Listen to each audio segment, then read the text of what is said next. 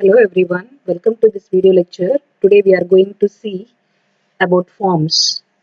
We all are very familiar with forms since wherever we go we may have to fill the forms like to open the bank account, to apply for any loan or to get any kind of certificate. So wherever we go we need to apply the form, right? We need to fill the form. So generally we can say it's just giving our data to others, which is known as form filling. Same way, from our website, those who visit our website, their data can be collected. To collect the user data, we need to have HTML forms.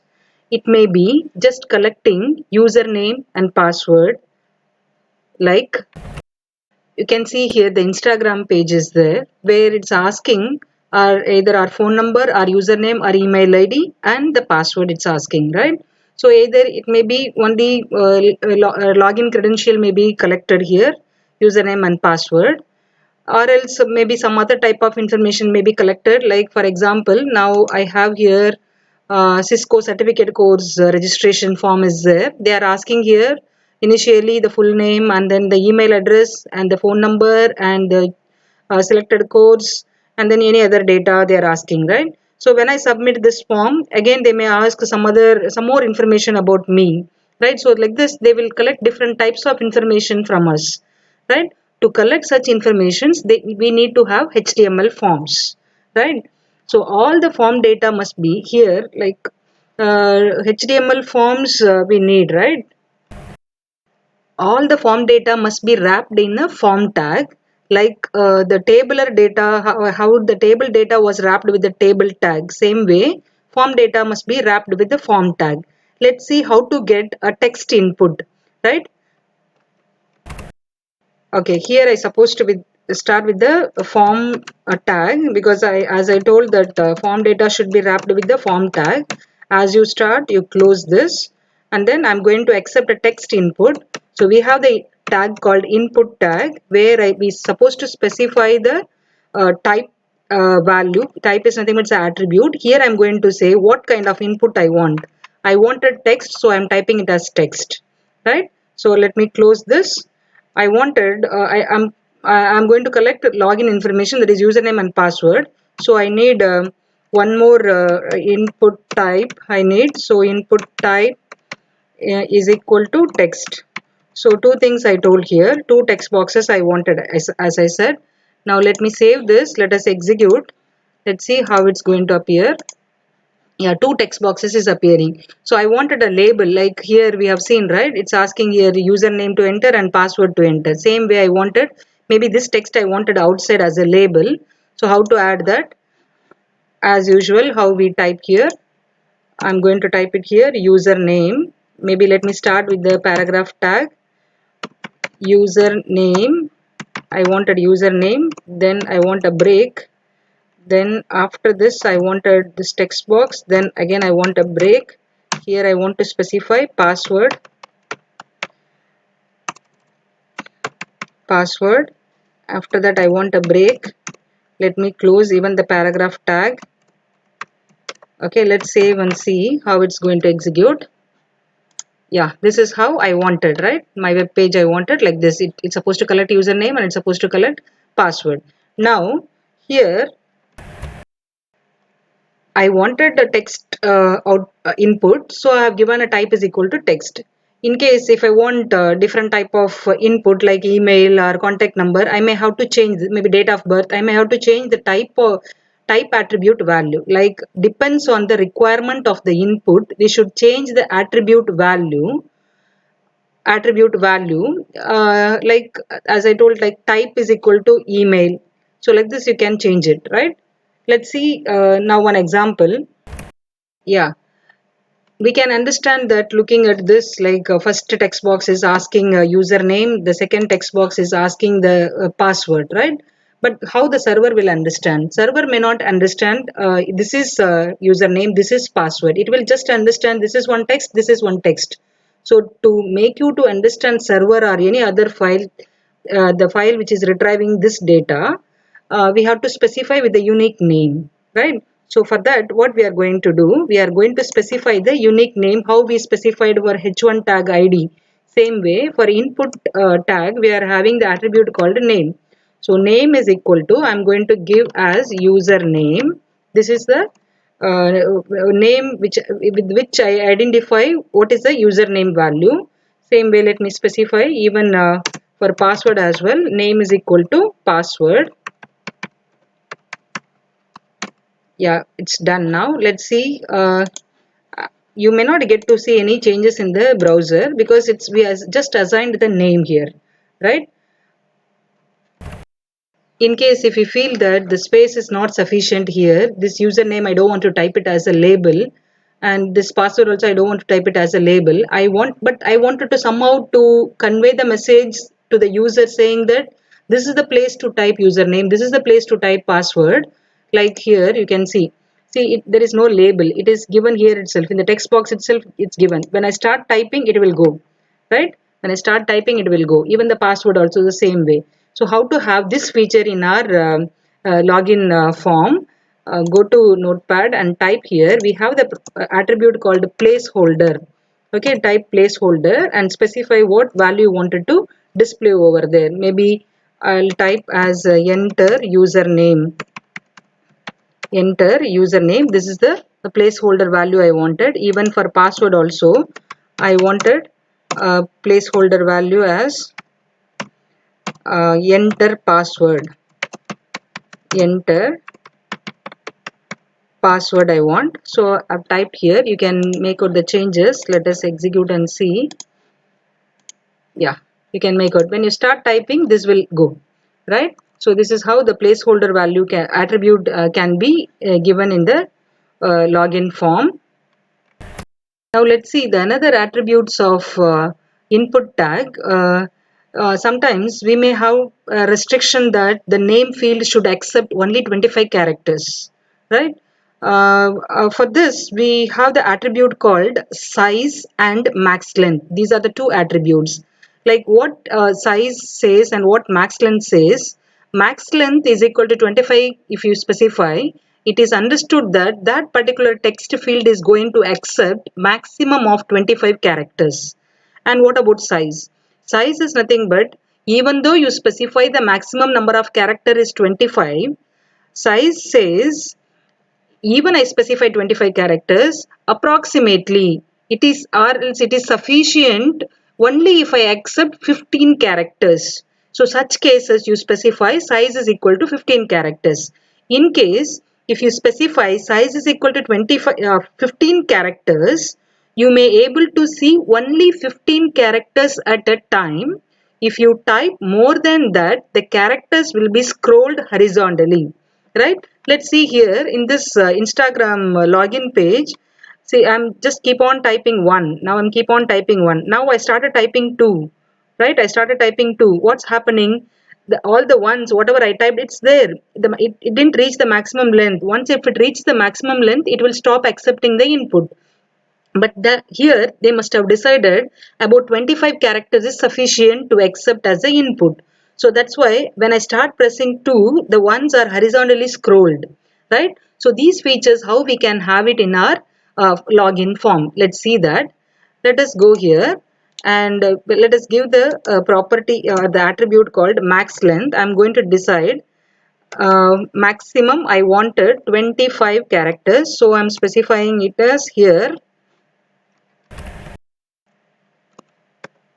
25, and the size I'm saying here as 15, which is for 25 characters maximum length, but it is sufficient for me to accept 15 characters. So it's going to show only 15 characters at a time in your text box.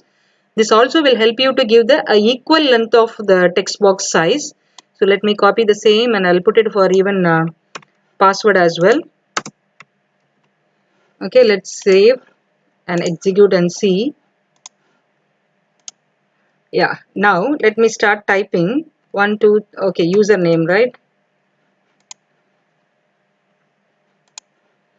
Okay, now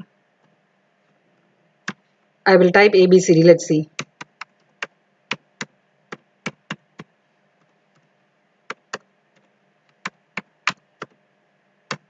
See, it started scrolling, right?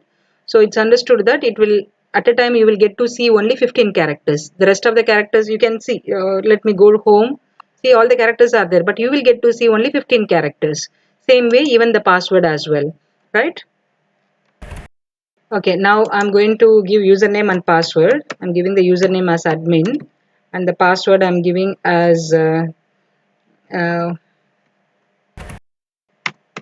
dude123. I have given the password, right? So now the password could be seen, right? But actually password is a confidential one. So you should not show to others. So what we have to do, the password characters must be masked, right? So password character to mask, we have the attribute, type attribute should be changed to password. Let's see here. Here we have the password. Actually I have given a text, right? But it is not a text exactly. Text means it will be visible to everyone, right? So now I am supposed to change this text to password. Change the type to password. So now whatever you type you will not get to see. You can make out here. Let me refresh. Admin, username, password I'm typing. So password is masked here, right? This is how the password feature can be achieved. Okay, now the values are ready. Now we have to submit this form, right?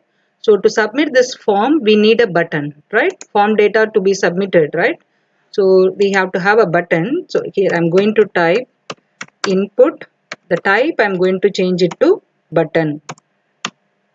Type. I need to submit it, right? So I wanted a submit button. It's not a regular button. I wanted a submit button. So I supposed to start with submit. And then if I just specify like this, default whatever button value is there, it's going to appear. Let's see how it's going to appear. So it's submit is coming. In case if you wanted click here or submit the form, if anything if you wanted to specify with your own text, you may have to change the value of the value attribute. Like how to give that value is equal to, I can change the name of the button, submit a form. Okay, submit form I can give, right? This is value is nothing but it's a default value to any control. So for this submit button, default value I'm giving it as submit form, right? So let's see here. Yeah, submit form is appearing now. Maybe sometimes I wanted some value should be default, it should remind, like maybe this system is logged in by many a times by admin only. In such cases you need not to type again and again username as admin, right? So what you can do, default you can set the value as admin. In case if somebody else comes, they can erase it and they can type it. So to set that, what we can do, we can specify the value attribute. So here let me type here itself. For this text box, this is a username text box, so I want a default as admin only. So I'm going to give value is equal to admin. So this is going to display as a default value for a username. If you wanted to change, you can change it always. Let's see. Yeah, this is how it's going to appear, right? Okay, let me give even password as well. I've given a password. Now I'm going to submit this form, right? Now you can observe in the URL, I can see username I have given as admin, password I have given as a dude123. This is what the password and username I have given. I can see in the URL, right? The values whatever I submitted, I can see in the URL, along with the URL it is appended as a query string. Username is equal to admin, password is equal to dude123. Now, we should know this concept. To submit form data to another file or server, we have two methods. One is get, another one is post. Right? Let's see what is get and what is post. Get method if you use to submit the form data to another file or server, you get to see all the data, whatever you pass will be available in URL. So when to use get? Okay, when to use get? When you wanted to share the URL, you may have to use get. Okay, when you wanted to share the confidential information from one file to another file, we may have to use post. by default get method will be activated. That's how, which I have not specified anything, get was activated. Let's see how to specify get or post. Now let me give first get. In the form tag as attribute we have method. Method is equal to, I'm going to specify get. This is by default. Even if you are not specifying, it's going to be get method only. Let's save and see. The same way it's going to execute. Okay, admin is there. Let me give as QWE123. I have given a password. Let's see here. Yeah, you could get to see because I specified as get. Method as get. Let's see. I will change this to post. I change the method to post. Now let's see here. I gave the username and password. Okay, this is previous one only, it's appearing.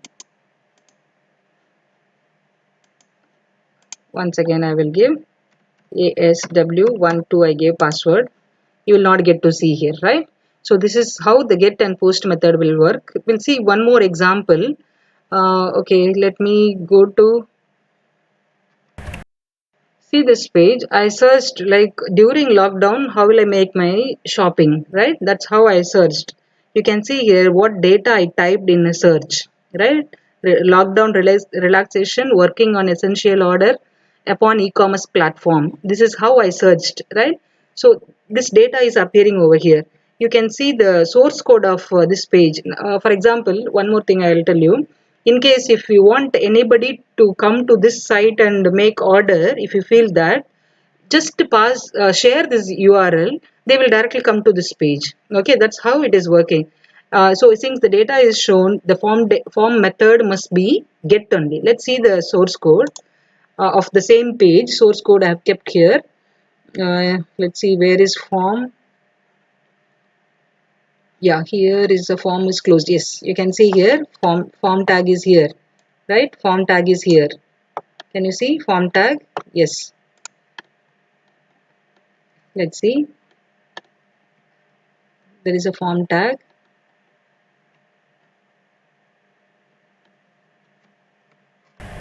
Yeah, see here the form tag is open here and then it is told the method is equal to get, right? So whenever we have to share the URL to achieve that particular page, we may use get method, right? You can see here, even here also placeholder is there where it is written search, right? Input type hidden. These are the different types we may see in the future videos. Like input type is text here, here, yeah, input type is text and different other types of inputs also is there. These are style sheets code. Let's see now. Now let me give the data. I've given a data. I'm going to submit. You see here now we are in form example.html page. Now I'm going to submit it. Right? Where it's coming back? It's coming back again to the same page. Why? Because we have not told where the data form data should be sent. Right? To tell that we are having the attribute called action. So in the form tag we have the attribute called action. Let us type action is equal to which file it's supposed to reach. Okay, so let me give one file name called display.html. In this page I want the data should be received. This is what I'm telling here using action tag. Okay, actually I don't have this file display.html file. So if the file directed file, if it is not available, it's going to say the error file not found. Let's see how it's going to say. Okay, now I have given a password. I'm going to submit. Now we are in form example.html submit form. It has gone to display.html, but it says your file was not found because I don't have such file, right? Okay, to process these data, we require a backend file, maybe in terms of PHP or any other language we may have to use it. Let's see PHP and all when it comes. Okay. Thank you for watching.